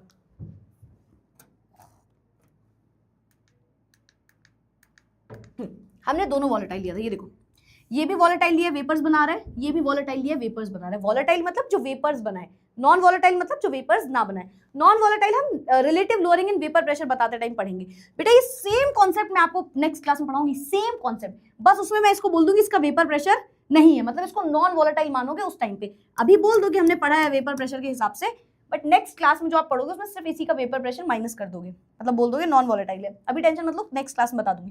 फिलहाल तो पार्शियल वेपर प्रेशर यानी कि P ऑफ A या P ऑफ B जो होने वाला है हर एक वॉलेटाइल कंपोनेंट का सोल्यूशन में, वो डायरेक्टली प्रोपोर्शनल होता है उसके मोल फ्रैक्शन के, उसके मोल फ्रैक्शन के। यानी कि P of A is equals to P not A zeta A, P of A is equals to P not A zeta A, P of B is equals to P not B zeta B, P of B is equals to P not B zeta B। अगर overall की बात करो solution की, solution का vapour pressure क्या होगा ma'am? Solution होता है P of A partial pressure of A partial pressure of B, दोनों के पार्शियल से होगा ना इस बार। पार्शियल वेपर प्रेशर आपने निकालना सीखा, यस मैम। तो P of S is equals to P not A zeta A plus P of B क्या है देखो, P not B zeta B। तो ये ओवरऑल आ गया। इसको कई बुक्स में PT लिखा रहता है विच इज टोटल का वेपर प्रेशर, या PS लिख दो सोल्यूशन का वेपर प्रेशर। तो ये आपका राउल्ट्स लॉ होता है। राउल्ट्स लॉ बहुत सिंपल है, फॉर्मूले के बेसिस पे पूरी डेफिनेशन है। सुनो वापस से, किसी भी सोल्यूशन में, for any solution, the partial vapour pressure of each volatile component, the partial vapour pressure of each volatile component is directly proportional to its mole fraction, is directly proportional to the mole fraction of that component। वापस से ma'am, किसी भी solution में जो vapour pressure होता है, किसी भी सोल्यूशन में जो वेपर प्रेशर होता है हर एक कंपोनेंट का, मैम फिर से, किसी भी सोल्यूशन में जो वेपर प्रेशर होता है हर एक कंपोनेंट का, अकेले कंपोनेंट का, वो डायरेक्टली प्रोपोर्शनल होता है उसके मोल फ्रैक्शन पे, वो डायरेक्टली प्रोपोर्शनल होता है उसके मोल फ्रैक्शन पे। अगर ओवरऑल देखोगे तो जोड़ देना उठा के। तो this is Raoult's law in the chat box. जल्दी से लिख दो, तुम्हें पता है क्या लिखना है, जल्दी से लिख दो, तुम्हें पता है क्या लिखना है in the chat box, in the chat box. एक बार फटाफट से हमारे बच्चे लिख दें भाई, बहुत ही फटाफट से हमारे बच्चे लिख दें। बताओ क्लियर हुई ये बात? पक्के से क्लियर हुई? मोल फ्रैक्शन क्यों लिया बेटा? उसके मोल्स की वजह से ही तो हो रहा है उसके। भाई अगर मैंने बोला कि इसमें भाप बन रही है तो किस वजह से बन रही है? इसमें जो मोल्स है वाटर के, तो mole fraction, overall mole fraction, ठीक है। और किसने बोला वॉलेटाइल क्या होता है? वॉलेटाइल मतलब बेटा वेपर्स जो बना पाए वो वॉलेटाइल है। पानी वॉलेटाइल है, वेपर्स में कन्वर्ट हो सकता है। नॉन वॉलेटाइल जो वेपर्स ना बना पाए, ठीक है। तो वेपर प्रेशर तो वॉलेटाइल वाला ही करेगा ना, केवल वेपर प्रेशर से वॉलेटाइल कंपोनेंट्स में होता है। वेरी गुड, क्लियर आ गया। एक क्वेश्चन करते हैं, ये क्वेश्चन आपके सैंपल पेपर में पूछा गया था पिछली बार। ये जो क्वेश्चन है ये मोलारिटी का क्वेश्चन है। I hope so having density this solute, molarity है ना। तो आप बोल रहे थे मैम मोलारिटी के भी क्वेश्चंस, तो आपको मैं हर क्वेश्चन करा दूंगी with in the session also, ठीक है। तो यहाँ पे मोलारिटी और मोलालिटी से रिलेटेड है, राउल्ट्स लॉ से रिलेटेड नहीं। राउल्ट्स लॉ का भी क्वेश्चन है नेक्स्ट में, ठीक है। तो पहले इसको कर लो एक बार। चलो देखते हैं क्या है। थोड़ा सा घुमाया हुआ क्वेश्चन है। मैं आपको क्लास में जितने भी क्वेश्चन कराऊंगी वो सब घूमे हुए कराऊंगी, ठीक है, क्योंकि तुम बेटा है ही तुम घूमे हुए बच्चे है ना, ठीक है। चलो कोई बात नहीं, छोड़ देते हैं इस बात को। तो थोड़ा सा हम घूमे हुए क्वेश्चन करेंगे, क्योंकि मुझे इतना पता है आप जो भी कॉन्सेप्ट पढ़ते हो आप डायरेक्ट क्वेश्चन कर लोगे, मुझे पता है ये बात। वही वाली बात है, हमसे ये क्वेश्चन क्यों नहीं हो रहा, अभी से तुम आदत डालो ताकि एंड मोमेंट पे तुम ये ना बोलो कि मैम हमसे ना बोर्ड्स के जब हम न्यूमेरिकल कर रहे हैं तो हमसे नहीं हो रहे। तुम वही टाइप के न्यूमेरिकल करो जो बोर्ड्स में आते हैं, तुम करो ही मत। तुमको इजी जो क्वेश्चन है वो तुम विद इन द कॉन्सेप्ट ही समझ जाओगे, तो मुझे इतना ज्यादा उसमें ध्यान देने की जरूरत नहीं, वो मैं तुमको एंड ऑफ द सेशन करवाऊंगी, है ना। सेशन के एंड में हम बहुत सारे क्वेश्चन करेंगे, आपको पता है 11th वाले बच्चों हम करते हैं लास्ट में क्वेश्चंस, लेकिन हम वो questions with in the session करेंगे जो थोड़े से घूमे हुए होते हैं, ठीक है। चलो 70 ग्राम ऑफ सॉल्यूट को डिसॉल्व कर दिया गया 700 ग्राम ऑफ सॉल्वेंट में, prepare a solution having density, कोई डेंसिटी दे दी गई, ठीक है। डेंसिटी का फॉर्मूला लिखो जल्दी से चैट बॉक्स में। रेशियो बताना है मोलारिटी का, तो मोलारिटी निकालना है, दोनों का रेशियो बताना है, ठीक है। हमेशा लिखो क्या गिवन है, हमेशा लिखो गिवन क्या है। 70 ग्राम सॉल्यूट मतलब given mass of solute, mass of solute है हमारे पास 70 gram, dissolved in 700 gram of solvent, mass of solvent given है 700 ग्राम, ठीक है। आंसर आ गया ना मेरे पास, mass by volume, very good, सबको पता होना चाहिए ना। To prepare a solution having density this, density given है 1.5 ग्राम पर ml, ठीक है। Ratio of molarity and molality बताना है, मोलारिटी अपॉन स्मॉल m आपको रेशियो बताना है, ठीक है। अब सुनो, देखो आसान है, नॉट सो डिफिकल्ट। पहले क्या लिखते हैं, मोलालिटी, अच्छा molality versus molarity, small m upon capital M आपको बताना है, ठीक है। मोलालिटी कैसे निकलता है, given mass upon sorry number of moles upon mass of solvent in KG, है ना। Yes ma'am, number of moles कितने हैं सोचो, नंबर ऑफ मोल होता है ma'am given mass upon molar मास, ठीक है। अब सुनना, गिवन आपको निकालना क्या था, द रेशियो ऑफ मोलारिटी, ठीक है। गिवन मास कितना है, गिवन मास मैम 70 है, मोलर मास कितना रखोगे, सोचो, मोलर मास दिया है, कहीं कुछ नहीं दिया मोलर मास से रिलेटेड, ध्यान से देखो भाई, मास ऑफ सॉल्वेंट दिया है, मोलर मास पता ही नहीं है, और कोई फॉर्मूला भी नहीं दिया जो मोलर मास निकालना है, तो उसको x मान लो, whole divided by mass of solvent in KG, mass of solvent कितना है 700, और केजी में कन्वर्ट करोगे तो 1000 से इसको डिवाइड करोगे। इसमें किसी को कोई दिक्कत नहीं आई होगी मेरे ख्याल से, यहां तक किसी को कोई दिक्कत नहीं आई होगी। अब हम आगे बढ़ते हैं, अब हम आते हैं मोलारिटी पे, molarity is equals to number of moles upon volume of solution in litre. अब सुनना, वॉल्यूम ऑफ सॉल्यूशन की बात कर रहे हो इन लीटर। अब मुझे यहाँ पे मेन क्वेश्चन है जहां पे आपका क्वेश्चन घुमाया गया है, नंबर ऑफ मोल्स क्या होता है, वही ma'am given mass upon molar मास, ठीक है। मास गिवन सॉल्यूट की बात करते हैं तो सॉल्यूट का मास है 70, मोलर मास हमें पता नहीं, उसका x मान लिया। वॉल्यूम ऑफ सॉल्यूशन आप मुझे बताइए क्या रखोगे, what will you put as volume of solution. आपको मैं ऑप्शन देती हूँ, option A volume of solution आप क्या रखोगे, चलो आप ऐसे ही बताओ। देखो मैम वॉल्यूम गिवन ही नहीं है, कैसे निकाल लेंगे, पर बेटा डेंसिटी तो गिवन है ना, और डेंसिटी क्या होता है, density is equals to mass upon volume, है ना। डेंसिटी आपको दी हुई है 1.5, मास आपको निकालना है, मास ऑफ सॉल्यूशन है ना, whole divided by sorry mass of solution नहीं, मास ऑफ सॉल्यूशन तो दिया है, यही आपको पूछना है मुझे, डिवाइडेड बाय वॉल्यूम, ठीक है। बल्कि ऐसे कर दो इसको, volume is equals to mass upon density, ठीक है। मास कितना है आपको बताना है, कितना है, डेंसिटी है 1.5। मेरा क्वेश्चन आपसे ये है, आप मास क्या रखोगे, यहाँ पे मास ऑफ सॉल्यूशन क्या रखोगे। वो आपको डेंसिटी सॉल्यूशन की दी है तो आप वॉल्यूम भी सॉल्यूशन का निकाल रहे हो, आप मास भी सॉल्यूशन का रखोगे, क्या रखोगे। ऑप्शन दो, option A 70, option B 700, option C 770, option D 800, A B C और डी, क्या रखोगे। Very good. और मैं आपको बता दूं, मैक्सिमम स्टूडेंट्स 90% स्टूडेंट्स पिछली बार इस चीज में गलत आंसर दे रहे थे, उन्होंने दिया था 700 आंसर, पर आंसर होगा 770। अभी भी कुछ बच्चे लिख रहे हैं 700, करेक्ट आंसर होगा 770। सोल्यूशन की बात हो रही है तो सॉल्यूट प्लस सॉल्वेंट होगा बेटा, सोल्यूशन की बात हो रही है सॉल्यूट प्लस सॉल्वेंट होगा, बस इतनी सी बात दिमाग में रखनी थी। तो यहाँ पे 770 हो जाएगा, ठीक है। तो वॉल्यूम कितना है 770 अपॉन 1.5, और क्योंकि ये पूरी बात करनी है आपको लीटर में तो 1000 से मल्टीप्लाई कर देना है ना, 1000 मतलब नीचे डिवाइड बाय 1000 करते हो और ऑलरेडी 1.5 लगा है तो 1000 यहाँ पे लिख देना, ठीक है। इतनी बात तो पहले भाई तुम्हारे दिमाग में बहुत अच्छे से घुसनी चाहिए, इतनी बात तो हमारे बच्चों के दिमाग में बहुत अच्छे से चली जानी चाहिए कि यहाँ पे क्या हुआ, ठीक है। 1.5 इंटू 1000, ठीक है, अब आ जाओ इधर पे। अब इसको मैं हटा दूं, ये सबको समझ में आया, ये सबको समझ में आया।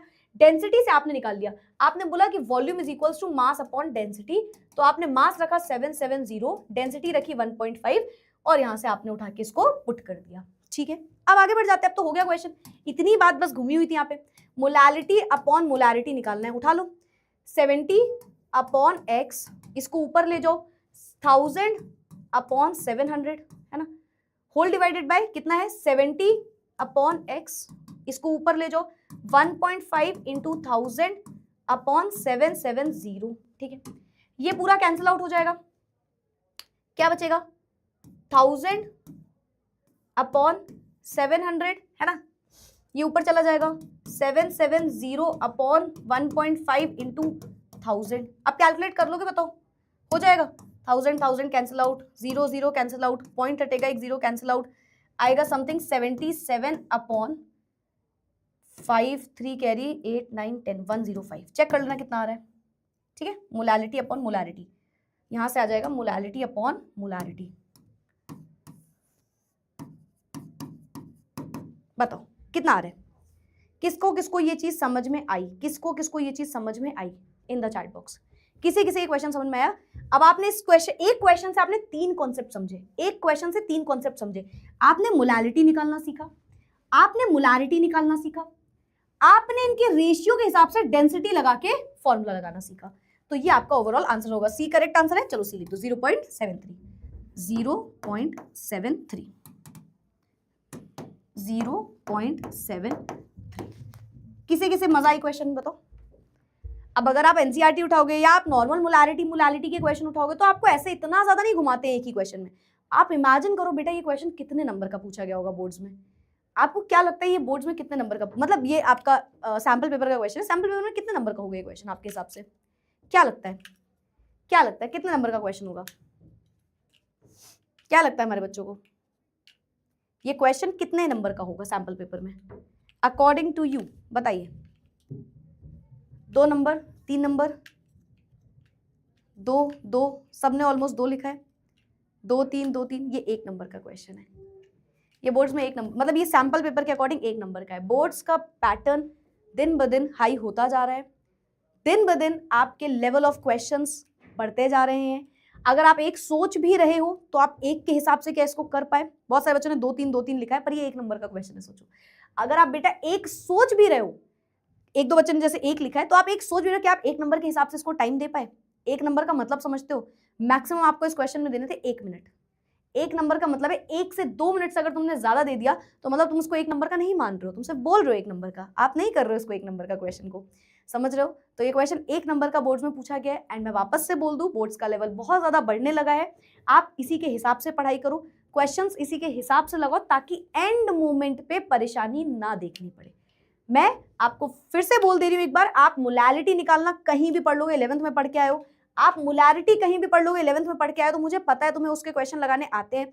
नहीं भी आते तो यहाँ पे बेसिक्स आपके आ गए होंगे, पर ये जो उल्टा सीधा घुमा रहे हैं ना क्वेश्चन को, इसको समझो। क्वेश्चन 1 नंबर का है, पर वो 1 नंबर जितना ना ही तो ये क्वेश्चन है, ना ही तो इसमें टाइम लग रहा है 1 नंबर जितना। ठीक है, तो थोड़ा सा अपनी स्पीड को भी बढ़ाना। चलो भाई, आई होप ये सबको समझ में आया होगा। हेडिंग लगाइए ideal and non ideal solution, ideal and non ideal solution. ठीक है, आई गेस एक क्वेश्चन इसका भी है तो ये भी कर ही लो, या तो एक क्वेश्चन ऐसा करते हैं वेपर प्रेशर का भी कर ही लेते हैं फटाफट से। ये आपका जेई नीट का क्वेश्चन है, ये वाला जो क्वेश्चन है ना, ये बेटा आपके जेई नीट वाला क्वेश्चन है। ठीक है, करें। सबसे पहले गिवन इन्फॉर्मेशन लिख देना। ठीक है, सबसे पहले गिवन इन्फॉर्मेशन लिख देना। एक सेकंड रुकना, इससे पहले मैं गिरूं, मैं सही कर लूं इसको आज। हाँ, तो vapour pressure of ethanol and methanol are this and this. तो कुछ हमें वेपर प्रेशर दिया है, केवल इथेनॉल और केवल मिथेनॉल, मतलब पी नॉट ऑफ ए और पी नॉट ऑफ बी की बात कर रहे हैं। तो हम लिख देते हैं पी नॉट ऑफ इथेनॉल, ये है ma'am 44.5, P not of methanol ये है मैम 88.7 mm ऑफ Hg, है ना। अच्छा, यूनिट याद रखना, प्रेशर की यूनिट भाई mm ऑफ Hg वगैरह, पास्कल वगैरह होती है ना। An ideal solution is formed by mixing 60 gram of ethanol with 40 gram of methanol. अभी आइडियल सोल्यूशन समझाऊंगे, अभी नहीं पता होगा आपको। आइडियल सोल्यूशन बन रहा है जब आपने 60 ग्राम ऑफ, छोड़ देके इसको भी, चलो आइडियल नॉन आइडियल समझो पहले। अच्छा ऐसा करो, पहले आइडियल नॉन आइडियल समझो, रोक दो। आइडियल नॉन आइडियल समझ लो, वरना फिर तुम बोलोगे वैसे पढ़ तो चुके हो, बट फिर भी मैं एक बार बता दे रही हूँ कब पढ़ा मैम, अभी अभी मैंने पढ़ाया था आपको ये कंडीशन, बताती हूँ क्या। हर एक सोल्यूशन बेटा जो फॉलो कर रहा होगा राउल्ट्स लॉ को, आपने राउल्ट्स लॉ पढ़ा, P of A is equals to P not A zeta A, P of B is equals to P not B zeta B, है ना, आपने ये चीज पढ़ी। हर एक सोल्यूशन जो इस राउल्ट्स लॉ को ओबे कर रहा है वो आपका आइडियल सोल्यूशन होता है। कहते हैं ना हमारे आइडियल स्टूडेंट्स हैं। अब देखो दो ही टाइप की चीजें हैं। अब मैंने बोला आइडियल स्टूडेंट का मतलब होता है, चलो इस चीज को समझ लो, इस चीज को ऐसे ही समझ लो ताकि आपके दिमाग में भी याद रहे। स्टूडेंट है और टीचर है, ठीक है। लेट्स से टीचर ने बोला you have to study 3 hours every day, 3 hours every day पढ़ना है, एवरी डे 3 आवर्स आपको स्टडी करना है, ठीक है। तो ये अगर स्टूडेंट ने मान लिया, अब जो स्टूडेंट है, जो हमारा स्टूडेंट है, ऐसे करते हैं इसको 3 कैटेगरी में डिवाइड करते हैं, है ना। मैंने बोला स्टूडेंट को 3 घंटे पढ़ना है, हर रोज के एटलीस्ट 3 आवर्स पढ़ने हैं। तो पहली कंडीशन है कि हमारे जो स्टूडेंट है उन्होंने स्टडी किया एग्जैक्ट 3 आवर्स, तो ये हमारे हो गए आइडियल स्टूडेंट्स, आइडियल स्टूडेंट्स, ठीक है। अब लेट्स से हमारे जो स्टूडेंट हैं उन्होंने स्टडी किया 1 घंटा, रोज का 1 घंटा, तो ये एक नॉन आइडियल की कंडीशन है। अच्छा, अगर आइडियल नहीं है तो वो नॉन आइडियल में या तो ज्यादा भी तो पढ़ सकता है, ऐसा भी तो हो सकता है मैम स्टूडेंट ज्यादा ओबीडियंट था, है ना। उस स्टूडेंट ने क्या किया, उस स्टूडेंट ने स्टडी किया, एक स्टूडेंट है वो पढ़ने लग गया 4 घंटे पर आवर, 4 घंटे पर डे, है ना, 4 घंटे पर आवर, ठीक है। तो इसको भी हम क्या बोलेंगे, इसको भी हम बोलेंगे कि ये भी हमारा नॉन आइडियल है, नॉन आइडियल है ना। मैंने जो बोला अगर तुमने एग्जैक्ट वही किया तो तुम एक आइडियल स्टूडेंट कहलाएगे। मैंने जो बोला अगर तुमने उससे थोड़ा ज्यादा वो काम कर दिया तो तुम नॉन आइडियल में आओगे, और मैंने जो बोला तुमने उससे कम वो काम कर दिया तो भी तुम नॉन आइडियल में आओगे। मतलब नॉन आइडियल की 2 कंडीशन है। नॉन आइडियल ये कह रहा है कि मैं ये नहीं मानूंगा जो तुमने कहा, उसके अलावा मैं कुछ भी कर दूंगा, तो एक तो आइडियल हो गया। नॉन आइडियल में क्या हुआ मैम, नॉन आइडियल बेटा 2 चीजें हुई।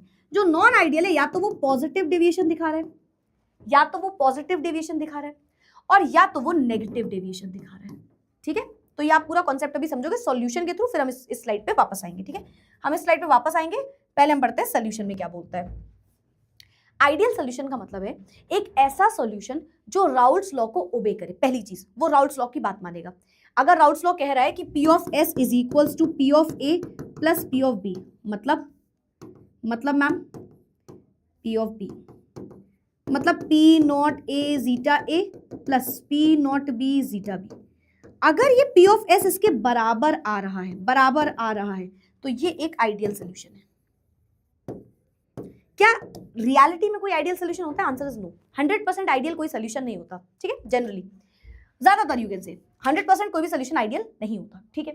तो आइडियल सोल्यूशन क्या है कि जिसमें ए के भी प्रेशर लग रहा हो, बी की वजह से भी प्रेशर लग रहा हो, और वो इक्वल है जो सोल्यूशन में प्रेशर लग रहा है। मतलब ए के पार्टिकल्स में कुछ प्रेशर लगा, बी के पार्टिकल्स में कुछ प्रेशर लगा, और वो जब जोड़ा गया तो वही बराबर आ रहा है जो सोल्यूशन में प्रेशर लग रहा है।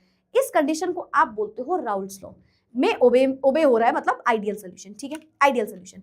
अब आइडियल सोल्यूशन की कुछ चीजें जानो। आप पढ़ रहे हो आइडियल सोल्यूशन। आइडियल सोल्यूशन क्या होता है मैम? आइडियल सोल्यूशन ऐसा सोल्यूशन बेटा जो ओबे करेगा राउल्ट्स लॉ। नंबर 1 ये ओबे करेगा राउल्ट्स लॉ, राउल्ट्स लॉ को ओबे करेगा। नंबर टू इसमें डेल्टा H मिक्सिंग जो आएगा वो 0 आएगा, इसमें डेल्टा V मिक्सिंग जो आएगा वो 0 आएगा, इसमें A के बीच का जो इंटरैक्शन है और B के बीच का जो इंटरैक्शन है वो A और B के इंटरैक्शन के बराबर आएगा। क्या मतलब है मैम इसका पूरा मतलब बताओ, हमें तो नहीं समझ में आया, आपने क्या बोल दिया। तो सुनो, जो आइडियल सोल्यूशन होते हैं वो राउल्ट्स लॉ को ओबे करते हैं। मतलब पहली कंडीशन तो यही है, P ऑफ S इक्वल होगा P not A zeta A plus P not B zeta B। तो आपने अभी भी ये एक्सप्रेशन पढ़ा था ना, बस वही है राउल्ट्स लॉ का आइडियल सोल्यूशन। एक बार और बोलो, आइडियल सोल्यूशन का मतलब है जो राउल्ट्स लॉ को ओबे करे, जो राउल्ट्स लॉ कह रहा है वो बात को पूरा करे, that is ideal solution. It obeys Raoult's law, it obey Raoult's law, it obey Raoult's law, ideal solution. आपने मेरी बात मानी, राउल्ट्स लॉ को आपने ओबे किया, आप एक आइडियल स्टूडेंट हो गए।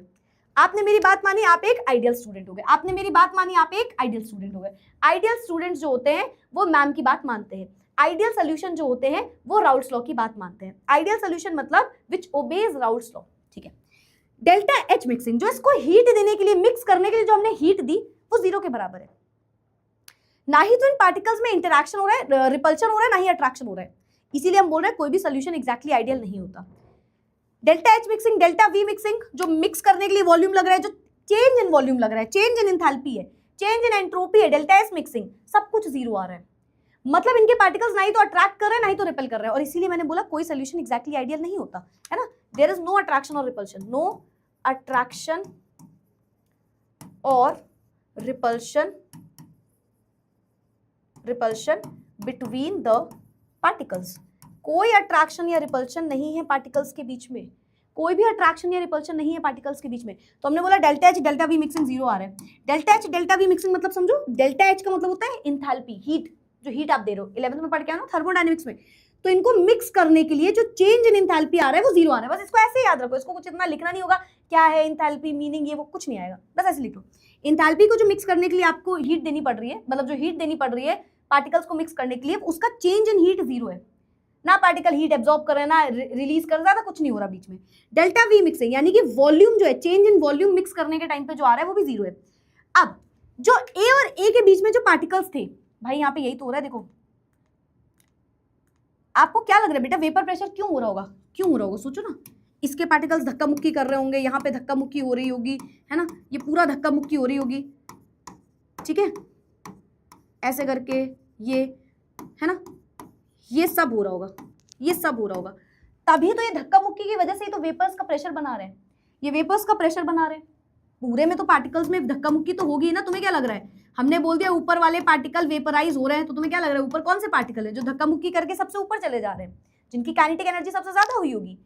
तो जो वेपर प्रेशर है उसमें जो ए और ए के बीच के पार्टिकल में कुछ धक्का मुक्की हुई, बी में भी कुछ धक्का मुक्की हुई, बी और बी के पार्टिकल्स में, जब आपने जोड़ दिया तो ए और बी में भी तो कुछ धक्का मुक्की हुई होगी, है ना।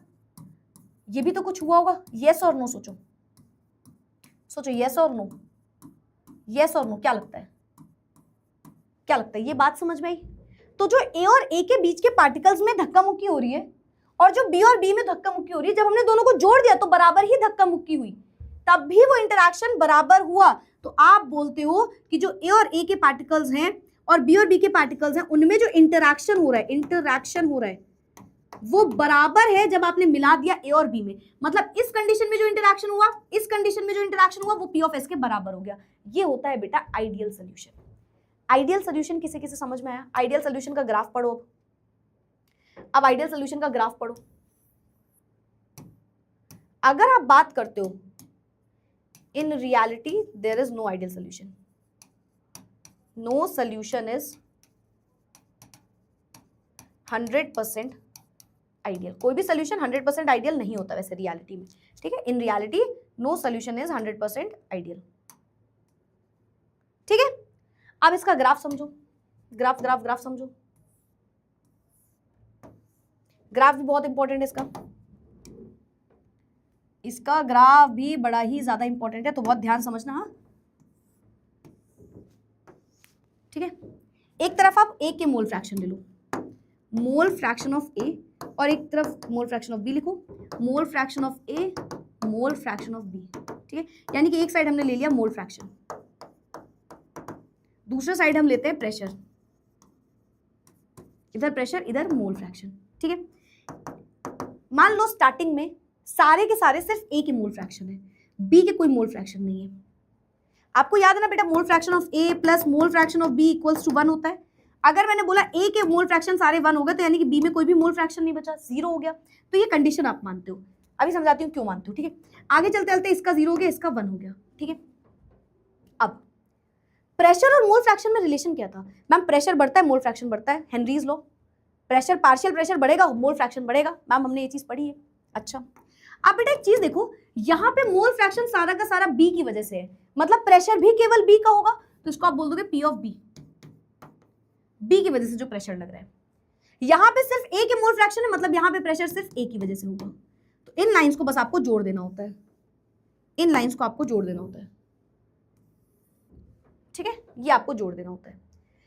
यहां पे आपने लिखा क्या, आपने बोला मैम पी ऑफ ए की बात कर रहे हैं, जो कि होता है पी नॉट ए जीटा ए। देखो 1 थे पहले मोल फ्रैक्शन, पहले 0 बी के मोल फ्रैक्शन एकदम नहीं थे, पर जैसे जैसे आप मोल फ्रैक्शन बढ़ाओगे प्रेशर बढ़ेगा, है ना। तो बी के बिल्कुल भी मोल फ्रैक्शन नहीं थे, आप प्रेशर बढ़ाते गए मोल फ्रैक्शन ऑफ बी बढ़ गया। पहले ए के बिल्कुल मोल, पहले बोल नहीं सकती थी अब बोलने लगी, ठीक है। पहले मोल फ्रैक्शन नहीं थे अब आ गए तो उसी का प्रेशर, पहले मोल फ्रैक्शन नहीं थे अब आ गए तो उसी का पूरा प्रेशर। बस इतना से याद रखना, ठीक है, बस इतना सा आपको याद रखना है। P of A is equals to P not A zeta है, और यहाँ पर हो जाएगा P of B is equals to P not B zeta B. अच्छा, अगर मैं दोनों को जोड़ दूं तो बताओ क्या होगा। अगर हम बोलते हैं दोनों जोड़ दो तो मैम सोल्यूशन का ए और बी आपने जोड़ दिया, P of S is equals to P of A plus P of B. चाहो तो पूरा लिख लो, P not of A zeta A plus P not of B zeta B, चाहो तो पूरा लिख लो। एक मिनट, यहाँ पे पी नॉट होगा, हाँ नॉट होगा, नॉट लिख लेना। नॉट क्यों लिखना है, क्योंकि सिर्फ और सिर्फ ए का प्रेशर, ए का मोल फ्रैक्शन है तो सिर्फ उसी का प्रेशर लग रहा होगा, प्योर फॉर्म में है ना। देखो यहाँ पे सिर्फ ए के मोल फ्रैक्शन है, मतलब पी नॉट ऑफ ए, ठीक है। तो ये आपका ओवरऑल फॉर्मूला हो गया। बताओ, बोलो मैम, मतलब इन रियलिटी कोई स्टूडेंट आइडियल नहीं होता? नहीं होता, सच में नहीं होता। हो क्या तुम, बन रहे हो क्या तुम? बन जाओ तो फिर तो क्या ही बात है, ठीक है।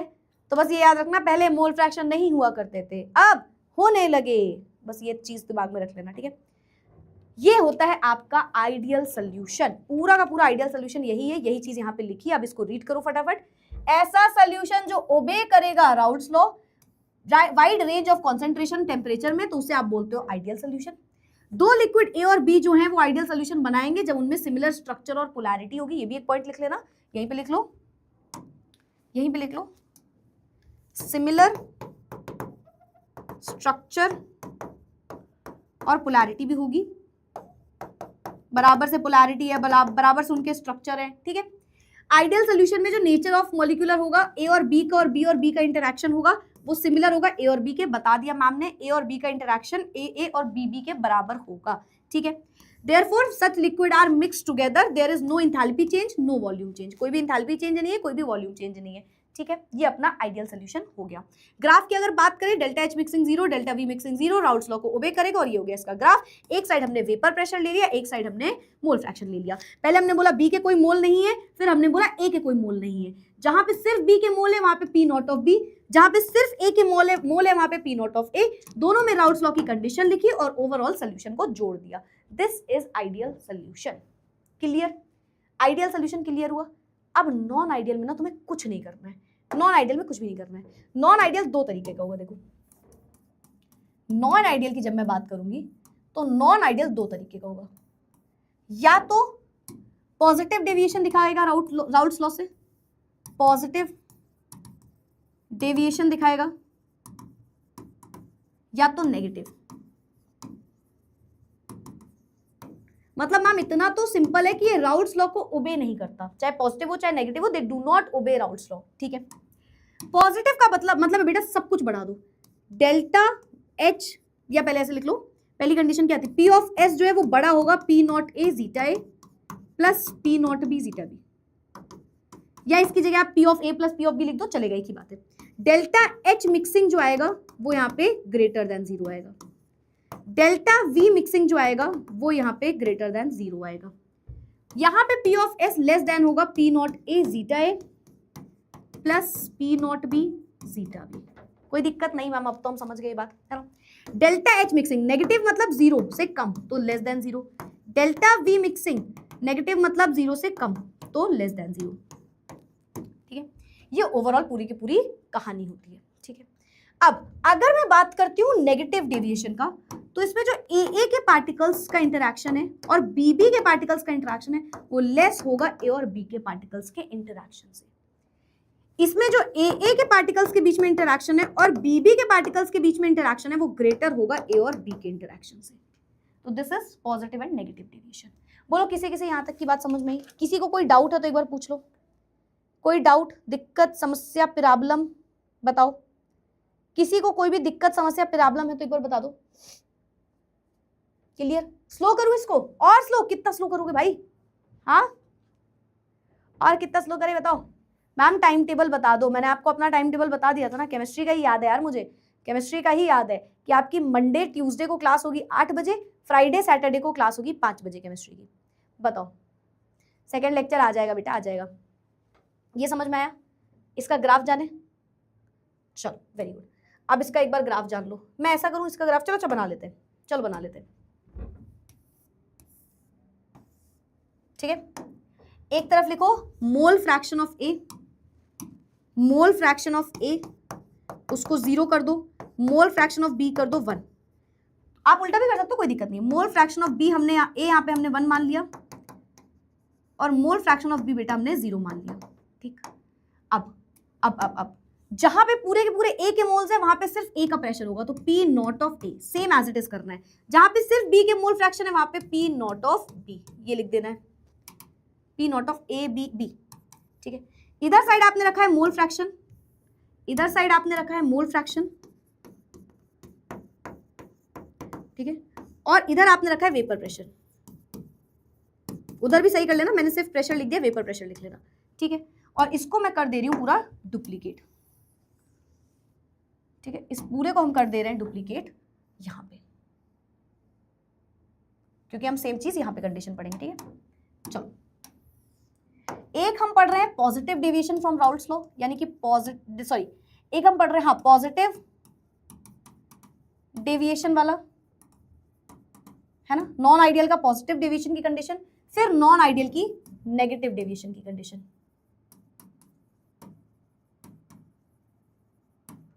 जल्दी जल्दी हाथ चल रहे, समझ में आ रहा है ना? देर तो नहीं है कि अरे मैम ठीक है एक ही बात है ना, अब तो बात तो समझ में आई गई है मैम हमें, ठीक है। क्या होगा देखो, यहां पे इससे बढ़ा, यहां पे इससे बढ़ा, ठीक है, और इसको जोड़ दिया। लेकिन इसमें भी सेम कहानी होगी, ये यहां गया, ये यहां गया, ये जोड़ दिया। लेकिन अब धीरे पढ़ाऊंगी, अब यहां से मेन टॉपिक है, क्योंकि अब यहां से आपकी नई बात है जो आपको यहां पे जाननी है।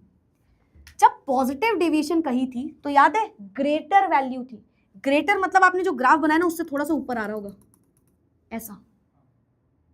ग्रेटर का मतलब ये होता है उससे थोड़ा सा ऊपर आ रही है वैल्यू, ग्रेटर का मतलब उससे थोड़ी सी ऊपर आ रही है वैल्यू, जो भी आपने सोचा उससे थोड़ी सी ऊपर आ रही है वैल्यू, ग्रेटर। तभी तो बोल रहे थे कि जो मैम पी, ऐसा करते हैं थोड़ा सा और सही से बनाते हैं इसको, ये देखो ग्रेटर वैल्यू, ग्रेटर वैल्यू, ठीक है। तभी तो हम बोल रहे थे मैम कि यहां पे होगा P of A is greater than P not A zeta A, P of B greater than P naught B zeta B, and hence P of S is greater than P naught A zeta A plus P naught B zeta B, या जिसको आप P of A plus P of B लिख सकते हो। ये है positive deviation from Raoult's law. Negative मतलब बेटा उसी से थोड़ा सा कम हो जाएगी, हर चीज कम हो जाएगी, ग्राफ पूरा नीचे बनेगा। ये देखो, ये पूरा नीचे ग्राफ बन जाएगा, पूरा ग्राफ नीचे बन जाएगा। क्या बोलेंगे ma'am, P of A is less than P not A zeta A, है ना, आई गेस ये बी वाली कंडीशन है ना, बी लिखा है तो बी वाली कंडीशन है, B P of B is less than P not B zeta B। यहाँ पे ma'am P of A is less than P naught A zeta A, and hence ma'am P of S is less than PA plus PB। ये होता है बेटा ideal और non ideal solution. किसे किसे समझ में आया बताओ, किसे किसे समझ में आया? लेक्चर 2 आ जाएगा, और पूछो, बोलो क्लियर। 8 बन गया, हाँ बन गया एकदम। तीनों समझ में आए, आइडियल नॉन आइडियल सोल्यूशन, पक्के से क्लियर हुआ?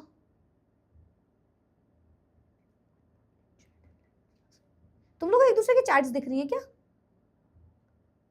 हाँ, चैट्स प्राइवेट नहीं हुई क्या?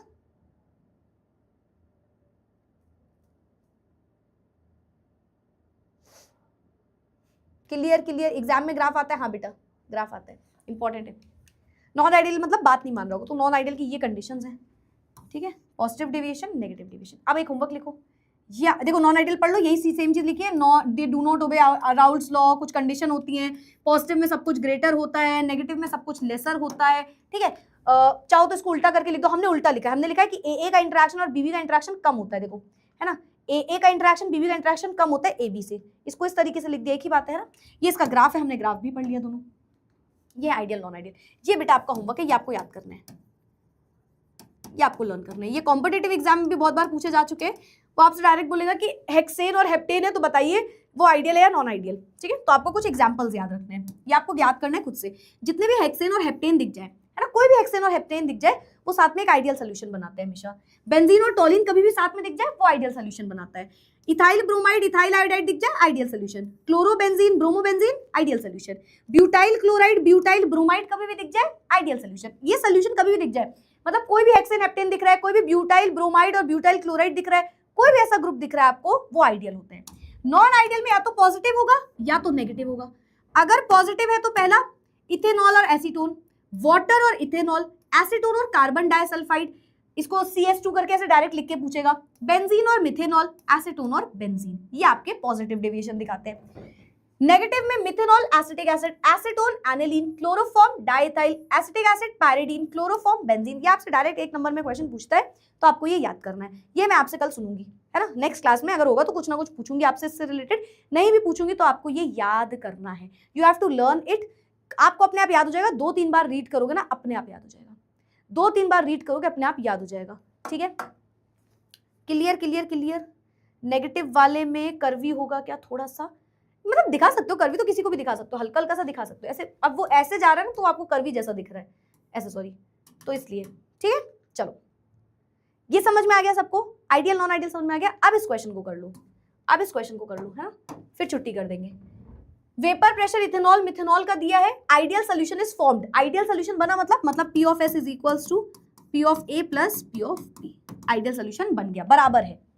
Bye mixing 60 gram of ethanol, मतलब mass of ethanol, given mass of ethanol 60 gram और given mass of methanol, methanol ये कितना है 40 ग्राम। ये है, आपको टोटल वेपर प्रेशर बताना है सोल्यूशन का, मतलब P ऑफ S आपको कैलकुलेट करना है, ये आपको कैलकुलेट करना है। कर लेंगे, चलो यहाँ पे करते हैं। सबसे पहले P ऑफ A निकालना है। P of A is equals to P not A zeta A। Pressure of A आपको गिवन है 44.5, है ना। A मतलब इथेनॉल, एक को इथेनॉल बोल दो, इथेनॉल को मैं E से लिख दे रही हूँ। P of ethanol is equals to P not of ethanol mole fraction of ethanol, ठीक है। प्रेशर कितना है इथेनॉल का 44.5 मल्टीप्लाई बाय मोल फ्रैक्शन होता क्या है ma'am, number of moles, ma'am number of moles of ethanol upon molar mass of ethanol. Number of moles क्या होता है, given mass upon molar mass, given mass upon molar mass. Given मास कितना है बताओ ethanol का, इथेनॉल की पहले हम बात कर रहे हैं, इथेनॉल का गिवन मास है मैम 60 अपॉन मोलर मास निकाल लो। इथेनॉल का होता क्या है, इथेनॉल C2H5OH, बताओ कितना मोलर मास होगा इथेनॉल का। मोलर मास क्या हो सकता है सोचो, कार्बन का होता है 12, 2 बार कार्बन है, हाइड्रोजन का होता है 1, 5 बार हाइड्रोजन है, ऑक्सीजन का होता है 16, हाइड्रोजन का होता है 1, कितना हो गया 24 प्लस 5 प्लस 16 प्लस 1, 6, 12, 13, 14, 15, 16, 1 कैरी, 2, 3, 4, 46 आ रहा है क्या, एक बार प्लीज चेक कर लेना, करेक्ट एक बार चेक कर लेना, ठीक है। Whole divided by given mass upon molar mass. एक मिनट, सॉरी यहाँ पे ये क्यों लिख दिया मैंने, ये क्या लिख दिया, ये तो ये होगा ना, sorry, number of moles of ethanol plus number of moles of methanol, है ना, ये हो जाएगा। तो number of moles of ethanol is 60 upon 46 plus number of moles of methanol अभी निकाल लेंगे, 46 आ रहा है, 46 आ रहा है पक्का।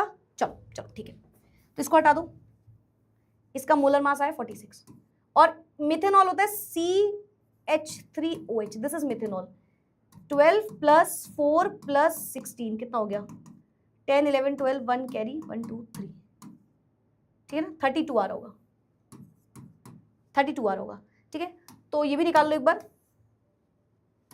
प्रेशर ऑफ मिथेनॉल, तुम pure vapour pressure of methanol into mole fraction of methanol कितना है 88.7 है मिथेनॉल के लिए, मल्टीप्लाई बाय मोल फ्रैक्शन क्या है, given mass upon molar mass, given mass 40, molar mass 32, whole divided by 60/46 plus 40/32, ये तो सेम हो जाएगा 40/32, ये ओवरऑल आपका होगा। सही है, 32 आ रहा था ना, वेरी गुड। अब कर लोगे, बताओ जल्दी से, बोलो कोई भी दिक्कत? हो जाएगा ये क्वेश्चन खुद से, हो जाएगा ये क्वेश्चन खुद से? हाँ, उसे एक एक करके कैलकुलेट करते रहना। बताओ बताओ, पहले एक बार बताओ जल्दी से, आया आया आया आया, परफेक्टली आया? कर लोगे? जो भी आंसर आएगा उसको उठा के लिखना है, ठीक है? अब इससे कोई आंसर आ रहा होगा, कैलकुलेट कर लेना यार। यहां पे कोई आंसर आएगा P ऑफ इथेनॉल, यहां पे आएगा P ऑफ मिथेनॉल, जो भी आएगा उसको उठा के लिख देना है आपको। हो गया क्वेश्चन, ठीक है, हो गया क्वेश्चन। ये अराउंड 21.8 mm ऑफ Hg आ रहा होगा, ठीक है, और ये अराउंड 44.35 mm ऑफ Hg आएगा। मैंने कैलकुलेट किया तो है, बट बहुत जल्दी जल्दी किया, तो अगर कोई गलती हो तो एक बार चेक कर लेना उसको, ठीक है? और यहाँ पे कुछ नहीं करना है, यहाँ पे इसी को उठा के ले लेना है, 21.8 प्लस 44.35 कितना हो जाएगा बता देना? 5, फिर उसके बाद यहाँ पे होगा 8, 9, 10, 11, 1 carry, 4, 5, 6 mm of Hg, may be something यही आ रहा होगा, P ऑफ S, ठीक है? बताओ किसे किसे ये चीज क्लियर हुई, किसे किसे ये चीज क्लियर हुई? आया, अच्छे से आया समझ में? तो कुछ नहीं करना था, राउल्स लॉ लगाना था, एक बार एक के लिए एक बार दूसरे के लिए, दोनों को उठा के जोड़ देना था, दैट्स इट। एक एक के लिए राउल्स लॉ लगा के दोनों को उठा के जोड़ देना था।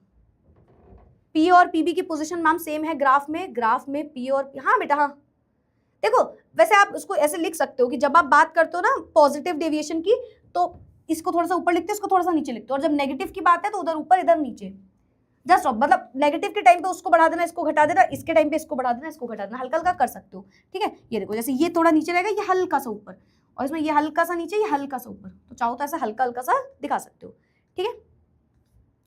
चलो एक क्वेश्चन होमवर्क ले लो, इसको मैं नेक्स्ट क्लास में डिस्कस करूंगी। ये वाला क्वेश्चन होमवर्क ले लो, इसको हम नेक्स्ट क्लास में डिस्कस करेंगे। 0.78 ग्राम ऑफ बेंजीन को मिक्स किया है 0.92 ग्राम ऑफ टॉलिन के साथ। पार्शियल वेपर प्रेशर आपको बेंजीन और टॉलिन का बताना है, P ऑफ A और P ऑफ B की तरीके से, ठीक है? और फिर टोटल वेपर प्रेशर बताना है, दोनों का आपको P नॉट की वैल्यू गिवन है, ठीक है? तो ये आपका क्वेश्चन हो गया। बताओ क्लियर क्लियर क्लियर? चलो, so that's it for today, ये था आज का सेशन। आई होप आपको ये सारी चीज़ें बच्चे अच्छे से समझ में आई होंगी। मैं फिर से बोल दूँ, थोड़ा सा सिलेबस ज़्यादा है, बिल्कुल ज़्यादा है, पर इतना भी ज़्यादा नहीं है। तुम 11th से पढ़ के आए हो तो ऑलमोस्ट आपको इसकी आदत हो गई होगी अभी तक, ठीक है? नहीं हुई है तो होगी विद द टाइम, ठीक है? और अब इसमें क्या बचा है? आई गेस 2 से 3 क्लास और है अभी। आज 3rd लेक्चर है ना, 6 लेक्चर्स का टॉपिक है, ये चैप्टर है, तो 6 लेक्चर्स में चैप्टर आपका पूरा खत्म हो जाएगा। That's it for today. एक बार रिविजन जरूर करना, ठीक है? बिना रिवीजन के मत आना। अब आपके पास संडे का गैप है, फिर आपकी मंडे को क्लास है, संडे का गैप है और मंडे को क्लास है, तो मंडे वाले सेशन में कोशिश करना आप पूरा रिवाइज करके ही आओ, ठीक है? मेक श्योर जितना भी अभी तक मैंने पढ़ा है वो रिवाइज करके। और मैं आपको बता दूं, आज का सेशन एज इट इज आप मंडे में पढ़ रहे होगे, एज इट इज आप मंडे को पढ़ रहे होगे, तो आज की अगर कोई भी चीज पढ़ के नहीं आओगे तो मंडे को या फिर छुट्टी ले लेना, मैम की तरफ से तुम्हारी छुट्टी हो गई, ठीक है?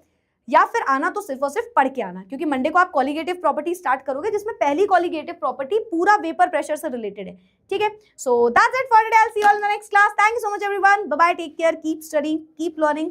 मिलते हैं एक दिन के पूरे गैप के बाद मंडे को। See you all on Monday. Monday को आपकी क्लास 8 बजे है केमिस्ट्री की, तो 8 बजे मिलते हैं, और बाकी सेकंड लेक्चर जो आपका है वो हम सही करवा देंगे। बाय बाय, टेक केयर, कदम चढ़ा, बाय बाय, फिर मिलेंगे मंडे को, बाय।